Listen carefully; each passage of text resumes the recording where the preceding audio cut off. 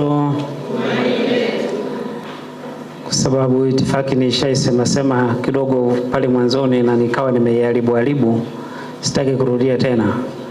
Mtaje tu Baba Askofu Thomas Kiangio, mapadri wote walezi kuanzia ngazi ya taifa mpaka parokia, watawa wote ambao pia mnatusaidia katika swala la malezi katika chama hiki cha Mtakatifu Rita wa Kasha, na wanarita wote kwa ujumla wa Dodoma na wa majimbo mengine yote, waandishi wa habari, watumishi na wengine wote. Tumsifu Yesu Kristo.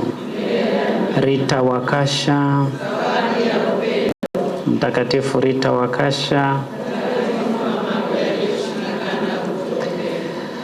Sawa, kinachotuvuta kwa nyakati hizi sasa ni kushukuru tu. Tunafika mwisho wa mkutano wetu huu, na kwa zawadi takatifu hii ya misa tunashuhudia mambo mengi na makubwa ambayo yamefanyika katika mkutano huu, ambayo kwa hakika tunakiri ni mafanikio makubwa au ni hatua fulani katika chama hiki cha Mtakatifu Rita. Twendeni tukayafanye hayo ili tutakapokutana tena mwakani hapa tuweze kutoa ripoti ya huu mwaka mmoja. Hatukuwa na kitu hiki tangu utume ulipoanza miaka kadhaa iliyopita hapa Tanzania, lakini sasa tumeshapata chombo hiki cha kutuunganisha kama taifa. Ni vizuri na ni wajibu kila mwaka tukikutana tukijadili maendeleo ya kiroho ya chama chetu na jinsi ambavyo tunatanuka na kufika sehemu mbalimbali. Niwashukuru kwa namna ya pekee sana wale wote wanarita waliotoka katika majimbo mbalimbali kwa sadaka yao ya muda, wamekubali kusafiri kutoka mbali mpaka kufika hapa. Asanteni sana kwa utayari wenu, na tunashukuru na kufurahi kwa sababu mmependa kuja kufika Dodoma na tumefanikisha haya yote. Wanarita wa Dodoma, asanteni sana. Ninyi mnatambua jinsi ambavyo tumesafiri pamoja nanyi katika kipindi hiki, lakini mnajua jinsi tulivyokuwa na mambo mengi na makubwa, lakini kwa jitihada ya walezi wetu, viongozi wetu na ninyi wenyewe mmeonyesha umoja, upendo na mshikamano wa kidugu kufanikisha haya yote pasipo yeyote kulalamika wala kusikitika. Asanteni sana na Mungu awabariki sana ninyi, familia zenu, wajukuu zenu na vitukuu vyenu kama mnavyo.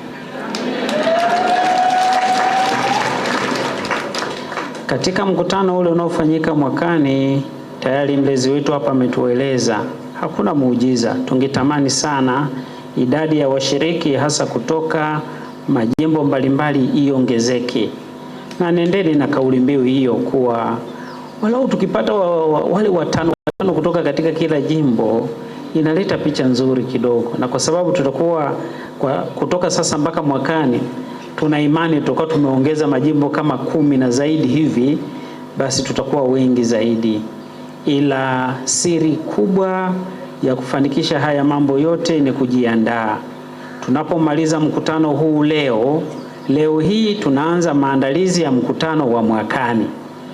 Tukisema tuanze maandalizi mwezi wa kwanza, alafu ndio tuje hapa mwezi wa 3, tutakuwa wachache. Ila tukianza sasa, mnaporudi katika majimbo, mnakaa mikutano na kupanga nini tufanye kwa ajili ya mkutano wa mwakani, tutafanikiwa sana kuliko mwaka huu. Kwa ni waombe sana tupokee hiyo kama agenda ya msingi na ya pekee sana ya kurudi hapa, kwanza kuona tathmini ya hicho tulichokifanya, lakini pia kuona mwendelezo wa hiyo ambayo katiba pendekezwa yetu imefikia hatua gani. Zaidi sana haya yote tunayoyafanya yaunganike, yaongozwe na yatulie katika moyo wa sala. Wanalita msali.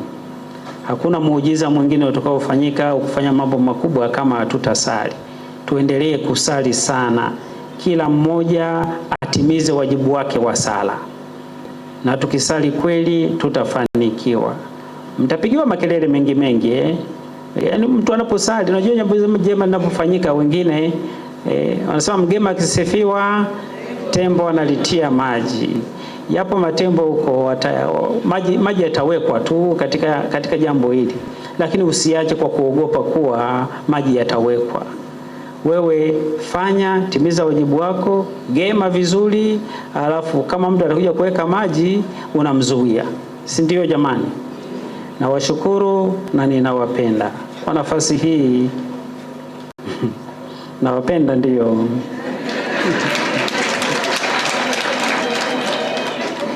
Kwa nafasi hii basi, najua baada ya mlo utakuwa ni muda wa uhuru kila mmoja.